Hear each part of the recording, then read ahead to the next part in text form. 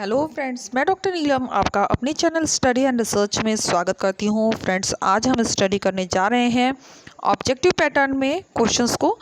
तो और ये जो टॉपिक मैंने लिया है ये लिया है धार्मिक सामाजिक सुधार आंदोलन। तो इसी से रिलेटेड कुछ क्वेश्चन है जिसे कि हम सॉल्व करेंगे। तो चलिए इसे सॉल्व करना शुरू करते हैं।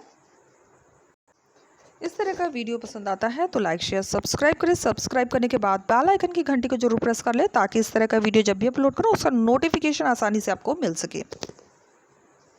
तो सबसे पहला क्वेश्चन आ गया है, यहाँ पर है अखबार पत्र या पत्रिका दी गई है और एक तरफ संपादक दिए गए हैं और इन्हें आपस में हमें मैचिंग करना है। तो चलिए देख लेते हैं क्या होगा इसका उत्तर। सबसे पहले दिया है संवाद कौमुदी। संवाद कौमुदी को हम कर लेंगे नंबर 2 से राजा राम मोहन राय। इसके बाद आ जाएगा इंडियन मिरर यानी भारत दर्पण। भारत दर्पण को हम करेंगे नंबर 1 से केशव चंद्र सेन। अमृत बाजार पत्रिका, अमृत बाजार पत्रिका हो जाएगा शिशिर कुमार घोष और हिंदू GS अय्यर या V राघवाचारी से। फिर से एक बार देख लेते हैं। सबसे पहले है संवाद कौमुदी, ये हो जाएगा राजा राम मोहन राय के द्वारा संपादित किया गया था। फिर इंडियन मिरर केशव चंद्र सेन के द्वारा संपादित किया गया। अमृत बाजार पत्रिका शिशिर कुमार घोष, हिंदू GS अय्यर तथा V राघवाचारी के द्वारा। नेक्स्ट क्वेश्चन देखते हैं। क्वेश्चन नंबर 2, 1829 ईस्वी के प्रसिद्ध अधिनियम 17 द्वारा भारत में सती प्रथा को गैर कानूनी तथा दंडनीय अपराध घोषित कर दिया गया। यह अधिनियम निम्न में से किस गवर्नर जनरल के कार्यकाल में पारित हुआ? तो इसे पारित किया गया था लॉर्ड विलियम बेंटिक के समय में। उड़ीसा के खोंड लोगों में यह अंधविश्वास व्याप्त था कि नर बलि देने से जमीन का उपजाऊपन बढ़ता है। इस कुप्रथा के विरुद्ध वैज्ञानिक कार्रवाई करने का श्रेय निम्न में से किस गवर्नर जनरल को मिला था? तो जो गवर्नर जनरल था वो था लॉर्ड हार्डिंग प्रथम। ऑप्शन बी हमारा यहाँ पे करेक्ट हो जाएगा। भारतीय समाज के पुनरुद्धार द्वारा के लिए राजा राम मोहन राय के आधारभूत तत्वों में निम्न में से कौन सा तत्व नहीं था? तो जो तत्व नहीं था वो हो जाएगा विदेशी सत्ता से मुक्ति। बाकी जो थे उनको भी देख लेते हैं। नंबर 1 कहता है विवेकपूर्ण तथा वैज्ञानिक दृष्टिकोण। फिर बी है सभी स्त्री पुरुषों की मानवीय गरिमा तथा सामाजिक समानता का सिद्धांत। सी है देश में आधुनिक पूंजीवाद और उद्योग की शुरुआत। नेक्स्ट क्वेश्चन है, राजा राम मोहन राय ने सरकार की जिन कार्रवाई के विरुद्ध आंदोलन किया उनमें निम्न में से कौन सी नहीं थी? तो जो नहीं थी वो थी 1829 ईस्वी में कैथोलिक उद्धार अधिनियम, ये नहीं था। बाकी सभी थे। जो थे उनको भी देख लेते हैं। 1823 ईस्वी में एडम प्रेस अध्यादेश जिसमें प्रेस की स्वतंत्रता पर अंकुश लगाया गया। बी कहता है 1827 ईस्वी में जूरी अधिनियम जिसमें हिंदू और मुसलमानों के मध्य धार्मिक आधार पर भेदभाव किया गया। नेक्स्ट है डी धर्मार्थ प्रयोजनों हेतु प्रदान की गई भूमि का पुनर्ग्रहण। तो इसमें हमारा ऑप्शन सी बनेगा। क्वेश्चन नंबर 6, निम्नलिखित में से कौन सा कार्यक्रम ब्रह्म समाज के सामाजिक सुधारों का अंग नहीं था? जो अंग नहीं बना था वो था वेदों की विश्वसनीयता को अस्वीकार करना, ये नहीं था। बाकी सभी थे। जो थे उन्हीं फैक्ट को भी देख लेते हैं। ए कहता है मानव की गरिमा पर बल तथा जाति प्रथा का विरोध। बी कहता है मूर्ति पूजा का विरोध। सी कहता है आधुनिक शिक्षा का प्रसार। ये सभी तत्व थे और जो नहीं था वो हो जाएगा ऑप्शन डी। दार्शनिक तथा धार्मिक परिचर्चा के लिए तत्वबोधिनी सभा की स्थापना तथा ब्रह्मवाद के प्रचार के लिए तत्वबोधिनी पत्रिका का प्रकाशन निम्न में से किसने प्रारंभ किया? तो जो प्रारंभ करने वाले थे वो थे देवेंद्रनाथ टैगोर। ऑप्शन सी हमारे यहाँ पे करेक्ट हो जाएगा। क्वेश्चन नंबर 8, ब्रह्म समाज में दूसरी बार फूट पड़ने का क्या कारण था? तो जो कारण बना था ब्रह्म समाज में फूट होने का वो था केशव की अल्पवयस्क पुत्री का अल्पवयस्क वर के साथ विवाह। ऑप्शन सी हमारा यहाँ पे करेक्ट हो जाएगा।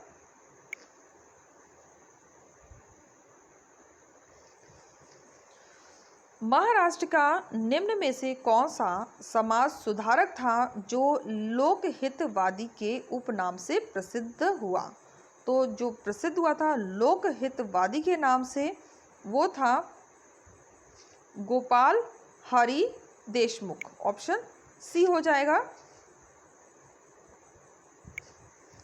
वेदों की ओर लौटो का आदर्श वाक्य किसने दिया? तो ये आदर्श वाक्य देने वाले थे मूल शंकर। ऑप्शन ए हमारे यहाँ पे करेक्ट हो जाएगा। दयानंद का ही दूसरा नाम है। निम्नलिखित में से दयानंद सरस्वती के किस शिष्य ने लाहौर में दयानंद एंग्लो वैदिक कॉलेज की स्थापना की? लाहौर की बात कर रहा है, तो इसमें हमारा जो ऑप्शन बनेगा वो हो जाएगा लाला हंसराज। ऑप्शन डी हमारा यहाँ पे करेक्ट हो जाएगा। Madam H.P. ब्लावत्स्की और कर्नल H.S. अलकार्ट ने 1875 ईस्वी में थियोसॉफिकल सोसाइटी की स्थापना कहाँ पर की? तो इसकी स्थापना की थी संयुक्त राज्य अमेरिका में। ऑप्शन बी हमारा यहाँ पे करेक्ट हो जाएगा। 1875 ईस्वी में सैयद अहमद खां द्वारा स्वयं अलीगढ़ में स्थापित मोहम्मडन एंग्लो ओरिएंटल कॉलेज के कल्याण के लिए अतिरिक्त अन्य सभी विषय गौड़ थे। क्योंकि तो क्यों ऐसे विषय गौड़ थे? तो इसका जो उत्तर बनेगा वो हो जाएगा भारत की समस्त सामाजिक और राजनीतिक बुराइयों के अंत के लिए उनकी दृष्टि में उच्च अंग्रेजी शिक्षा ही रामबाण औषधि थी। ऑप्शन सी हमारे यहाँ पे करेक्ट हो जाएगा। सैयद अहमद खां के मुख्य सलाहकार और विश्वास पात्र निम्न में से कौन थे? तो जो मित्र और सलाहकार थे वो हो जाएंगे थियोडोर बेक। ऑप्शन बी हमारे यहाँ पे करेक्ट हो जाएगा। अलीगढ़ आंदोलन का मूल लक्ष्य था, तो जो मूल लक्ष्य निर्धारित हुआ था वो था, एक मिनट, ऑप्शन सी हमारा यहाँ पे करेक्ट होगा, आंग्ल मुस्लिम मैत्री, जो मुस्लिम सुरक्षा और एकता की एकमात्र साधन थी। नेक्स्ट क्वेश्चन देखते हैं। जरथुस्ट पारसी धर्म की पुरातन शुद्धि को पुनः प्रतिष्ठित करने और पारसी सामाजिक प्रथाओं का आधुनिकीकरण करने के उद्देश्य से 1851 ईस्वी में शुरू किए गए रहनुमाई मजदासियन सभा सामाजिक सुधार संघ की स्थापना निम्न में से किसकी संबद्धता नहीं रही? जो संबद्ध नहीं था उसी को हमें चूज करना है, तो इसमें हो जाएगा शिबली नुबानी। ऑप्शन डी हमारा यहाँ पे करेक्ट हो जाएगा। बाकी सभी थे नौरोजी, फुरदोनजी, दादा भाई नौरोजी और एस बंगाली। तो शिबली नुबानी इससे संबंधित नहीं थे। क्वेश्चन नंबर 17, सम्मति वय अध्यादेश 1891 निम्न में से किसके सद प्रयासों से पारित किया गया? तो ये पारित हुआ था बहराम जी एस मालाबारी के द्वारा। 1920 ईस्वी के दशक में पंजाब में संगठित अकाली आंदोलन का प्राथमिक उद्देश्य क्या था? जो प्राथमिक उद्देश्य बना था वो था गुरुद्वारों या सिखों के धर्म स्थलों के प्रति प्रबंध को स्वच्छ और सुचारू बनाना। निम्नलिखित में से कौन सा कथन सर्वेंट ऑफ इंडिया सोसाइटी यानी भारतीय सेवक समाज के उद्देश्य का सही रूप से उल्लेख करता है? तो सही रूप से जो उल्लेख करता है वो करता है इस सोसाइटी में मातृभूमि की किसी न किसी प्रकार से सेवा करने के लिए तत्पर, प्रशिक्षित एवं समर्पित व्यक्ति शामिल थे। तो ऑप्शन डी हमारा यहाँ पे करेक्ट हो जाएगा। भारत में महिला आंदोलन का शुभारंभ मुख्यतः निम्न में से किसकी प्रेरणा से हुआ? तो ये प्रेरणा मिली थी, ऑप्शन सी हो जाएगा, रमाबाई रनाडे। ऑप्शन सी हमारा यहाँ पे करेक्ट हो रहा है। बंगाल की एशियाटिक सोसाइटी की स्थापना निम्न में से किसने की? तो इसकी स्थापना करने वाले थे sir William Jones. Option D हमारा यहाँ पे करेक्ट हो जाएगा। केरल में वैकोम सत्याग्रह का मुख्य उद्देश्य क्या था? तो मुख्य उद्देश्य जो बना था वो था निम्न जातियों अवर्णों के लिए मंदिरों के द्वार उन्मुक्त करवाना। ऑप्शन ए हमारा यहाँ पे करेक्ट हो जाएगा। निम्न में से किसे आधुनिक ऋषि कहकर संबोधित किया जाता है? तो आधुनिक ऋषि कहा जाता है महादेव गोविंद रनाडे को। ऑप्शन सी हमारा यहाँ पे करेक्ट हो जाएगा। 19वीं शताब्दी के महानतम पारसी समाज सुधारक निम्न में से कौन थे? तो जो समाज सुधारक थे वो हो जाएंगे Behramji M Malabari. Option D हमारा यहाँ पे करेक्ट हो जाएगा। बहराम जी एम मालाबारी ने निम्न में से किस प्रथा के विरुद्ध अभियान चलाया था? तो ये अभियान चलाया था शिशु और बाल विवाह के विरुद्ध। निम्न में से राजा राम मोहन राय के प्रथम शिष्य कौन थे जिन्होंने उनकी मृत्यु के उपरांत समाज का नेतृत्व संभाला? तो नेतृत्व संभालने वाले थे द्वारका नाथ टैगोर। ऑप्शन ए हमारा यहाँ पे करेक्ट हो जाएगा।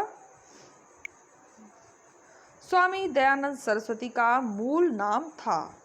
तो मूल नाम इनका था मूल शंकर। अभी हमने पहले पढ़ा भी था। थियोसॉफिकल सोसाइटी ने भारत में कब और कहाँ अपना मुख्यालय स्थापित किया?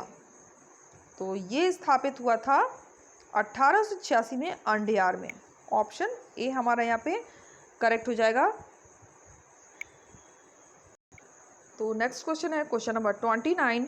आर्य समाज किसके विरुद्ध था? तो आर्य समाज जो विरोध कर रहा था वो कर रहा था धार्मिक अनुष्ठान और मूर्ति पूजा का। आर्य समाज का उद्देश्य था, तो आर्य समाज का क्या उद्देश्य था? तो इसका जो उद्देश्य बना था मुख्य वो था वेदों का महत्व बताकर भारत के सुनहरे प्राचीन इतिहास को उजागर करना। ऑप्शन डी हमारा यहाँ पे करेक्ट हो जाएगा। राजा राम मोहन राय के इंग्लैंड जाने के पश्चात किसने ब्रह्म समाज का बागडोर संभाला? बागडोर समाज की बागडोर संभाली। तो ये संभालने वाले थे रामचंद्र विद्या वागीश। ऑप्शन डी हमारा यहाँ पे करेक्ट हो जाएगा। तो फ्रेंड्स यहाँ पर हमने इस टॉपिक से रिलेटेड कुल 31 क्वेश्चन सॉल्व कर लिए हैं। तो फ्रेंड्स आप देख सकते हैं यहाँ पर 132 वीडियोस अपलोड हो चुके हैं इस कैटेगरी की प्लेलिस्ट में, जो कि है प्रैक्टिस सेट बी के नाम से। अगर आप न्यू व्यूवर हैं और कंप्लीट स्टडी करना चाहते हैं तो प्रैक्टिस सेट बी देखें, जो कि टीजीटी, पीजीटी और नेट जेआरएफ दोनों के लिए ही इक्वली बहुत ही इम्पॉर्टेंट है। और इसमें हमने स्टडी जो स्टार्ट की थी वो प्राचीन इतिहास से की थी और अभी हम आधुनिक इतिहास पर आ गए हैं। इसमें बहुत ही टॉपिक वाइज एमसीक्यूज़ हैं। तो आप अगर कंप्लीट स्टडी करना चाहते हैं तो इसके लिए डिस्क्रिप्शन बॉक्स में जाएं, वहाँ पर प्लेलिस्ट क्रिएट किया हुआ है प्रैक्टिस सेट बी के नाम से। और ज़्यादा समय है तो आप प्रैक्टिस सेट ए भी देख सकते हैं, उसका भी लिंक आपको डिस्क्रिप्शन बॉक्स में मिलेगा। तो उम्मीद है आपको वीडियो पसंद आएगा। वीडियो पसंद आता है तो लाइक शेयर सब्सक्राइब करें। सब्सक्राइब करने के बाद बेल आइकन की घंटी को जरूर प्रेस कर लें ताकि इस तरह का वीडियो जब भी अपलोड करूँ उसका नोटिफिकेशन आपको आसानी से मिल सके। Okay friends, take care and bye bye.